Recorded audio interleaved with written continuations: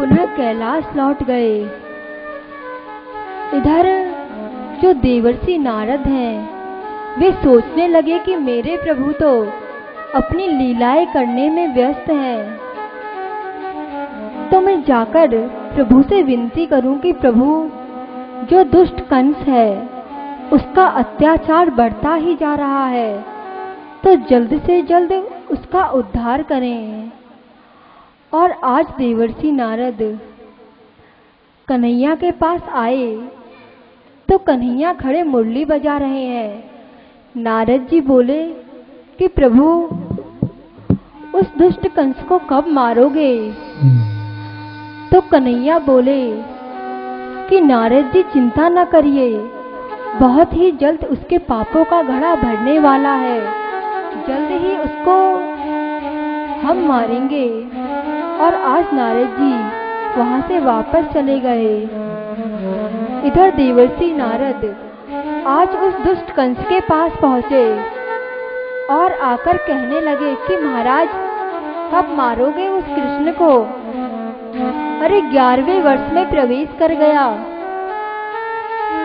तो कंस बोला कि अरे क्या बताएं, उसे मारने के लिए कितने राक्षस भेजे पर सारे के सारे स्वयं ही मारे गए, कोई उसे मार ही नहीं पाता।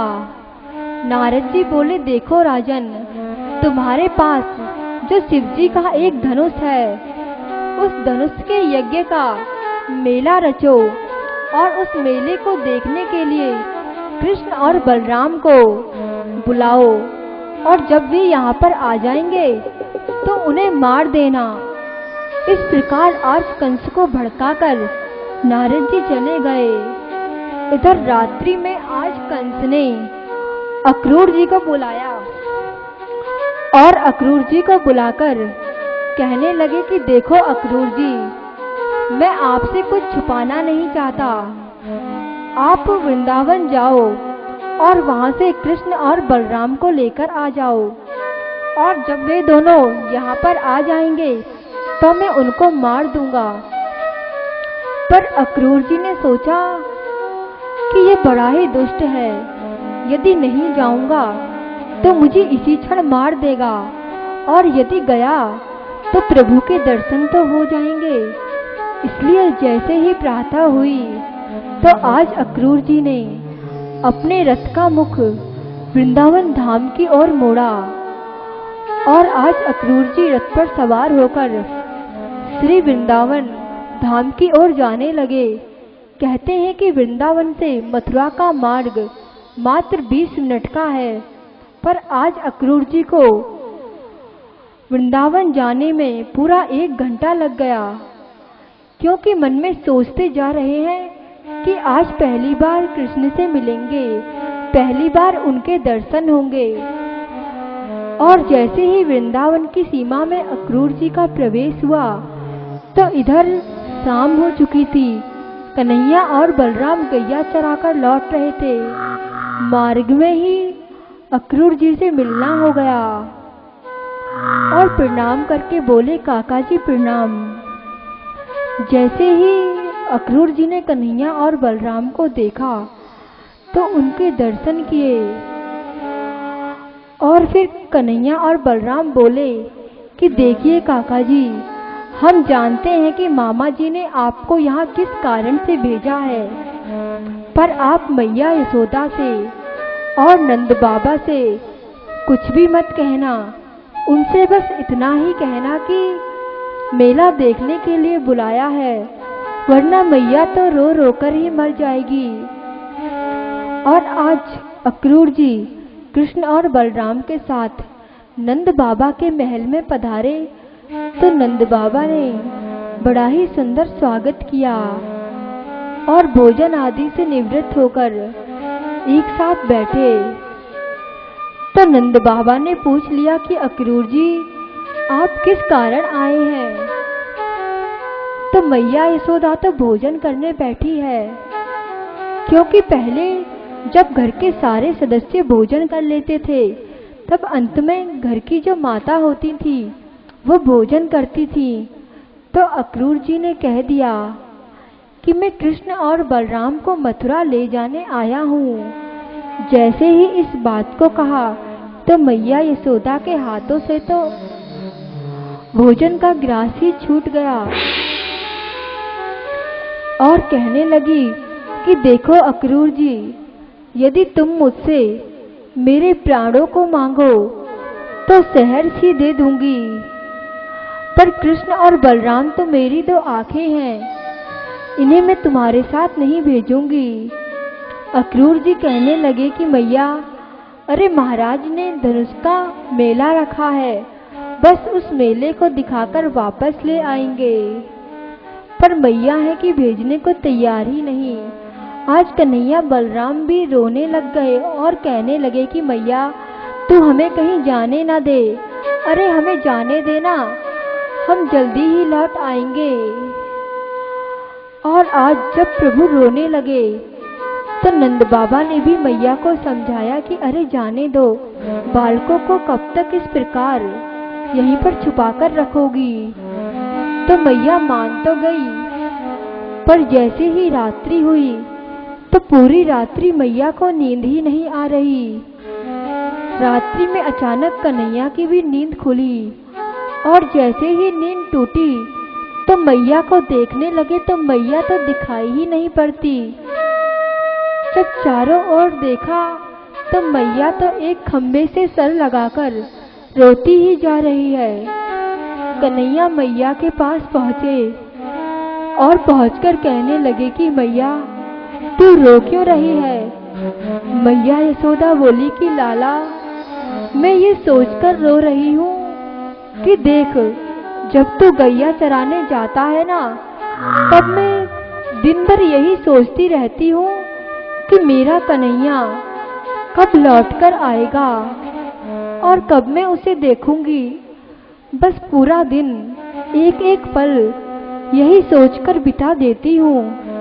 पर लाला, कल जब तू मथुरा चला जाएगा तो मैं किस प्रकार तेरे बिना रहूंगी, किस प्रकार मेरा समय व्यतीत होगा।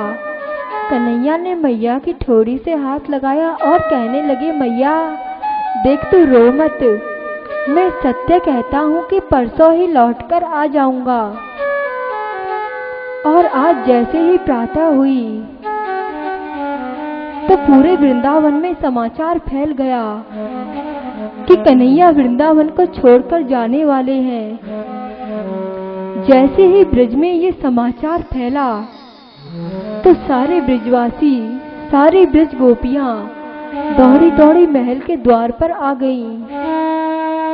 और अब प्रभु जैसे ही मथुरा जाने को तैयार होने लगे तो मैया छुपकर देख रही है, सामने आ ही नहीं रही। कन्हैया महल के द्वार से निकले तो देखा कि हजारों गोप, हजारों गोपियां, सारे सखा वहीं पर खड़े हैं और सारे एकदम उदास हैं, रोते ही जा रहे हैं। तो कन्हैया सबको समझाने लगे कि देखो, तुम लोग रो मत, मैं जल्दी ही आ जाऊंगा। और आज कन्हैया जैसे ही रथ पर चढ़े और रथ थोड़ा सा आगे बढ़ा तो पीछे से मैया दौड़ी दौड़ी आई और आकर कहने लगी कि देख लाला, मैं जान गई हूँ कि तू मेरा नहीं बल्कि देवकी और वसुदेव का पुत्र है। पर लाला, अपनी इस मैया को मत भूलना और वहां पर जाकर माँ देवकी से ये शिकायत मत करना कि जब तूने मेरी मटकी फोड़ी तो मैंने उस एक मटकी की वजह से तुझे ऊखल से बांध दिया, वरना वो यही सोचेगी कि क्या यशोदा की औकात एक मटकी की भी नहीं। और आज कन्हैया रोते रोते मैया के चरणों में गिर पड़े और कहने लगे कि मैया, सत्य कहता हूँ, तू ही मेरी मैया है और नंद बाबा ही मेरे बाबा हैं। और मैया, तुझसे जो प्रेम मुझे मिला है ना, उसका ऋण तो मैं कभी चुका ही नहीं सकता। इसलिए मैया, मैं तुझे एक पल को भी नहीं भूल सकता। और आज प्रभु वहां से जाने लगे। पीछे से मैया यशोदा तो मूर्छित होकर ही गिर पड़ी। नंद बाबा मैया को लेकर रोते रोते महल के भीतर चले गए। इधर प्रभु मार्ग में जा रहे हैं तो आज सारी ब्रज गोपियों ने आकर प्रभु के रथ को रोक लिया। सारी गोपियां आज कन्हैया के रथ के आगे लेट गईं और कहने लगी कि कन्हैया, तुम हमें इस प्रकार छोड़कर नहीं जा सकते। अरे यदि हम ये जानती कि तुम इतने निष्ठुर हो तो हम तुमसे कभी प्रेम ही नहीं करती। और फिर अक्रूर की तरफ देखने लगी और कहने लगी कि तेरा नाम अक्रूर किसने रख दिया? अरे तेरा नाम तो क्रूर होना चाहिए था। तेरे अंदर तो क्रूरता कूट कूट कर भरी हुई है। और फिर भगवान की ओर इशारा कर कर कहने लगी कि हे विधाता, तुम्हारा ये कैसा न्याय है? पहले तो एक दूसरे के प्रति प्रेम बढ़ाते हो, आकर्षण बढ़ाते हो, और जब प्रेम हो जाता है तो बिछोड़ा करा देते हो। ये तो उचित नहीं। और गोपियां अनेकों अनेक प्रकार से आज कन्हैया को ताने दे रही हैं। श्याम हमारे दिल से पूछो, कितना तुमसे प्यार किया। श्याम हमारे दिल से पूछो, कितना तुमसे प्यार किया। श्याम हमारे दिल को गुजार दिया। याद में तेरी है मनमोहन, जीवन सारा गुजार दिया। श्याम हमारे दिल से पूछो, कितना तुमको प्यार किया।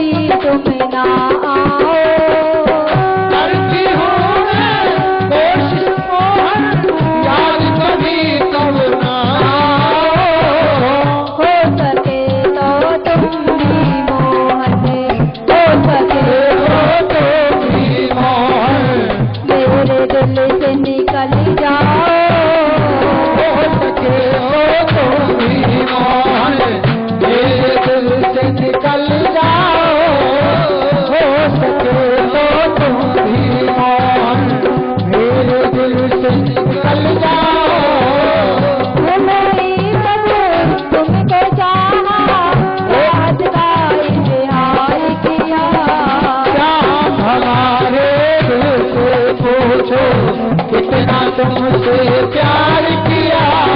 श्याम हमारे दिल से पूछो, कितना तुमसे प्यार किया। श्याम हमारे दिल से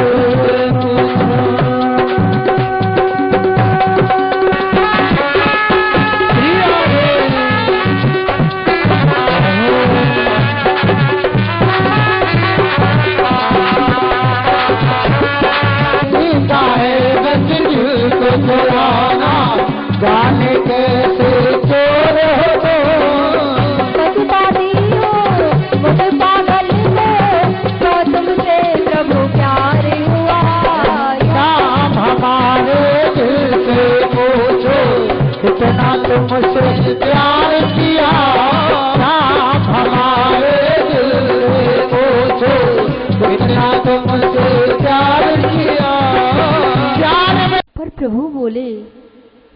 कि देखो गोपियों, मुझे अपने कर्तव्य पूरे करने हैं, इसलिए मुझे मथुरा जाना ही होगा।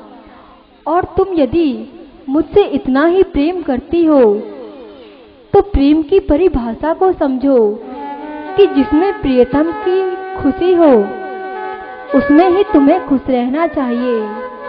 और आज जैसे ही प्रभु ने इस बात को कहा तो गोपियों ने मार्ग दे दिया और कन्हैया चलते जा रहे हैं। संग तुम्हारे चल न सके हम, तुमको रोक न पाए। संग तुम्हारे चल न सके हम, तुमको रोक न पाए। प्रभु तुम तो चले कर्तव्य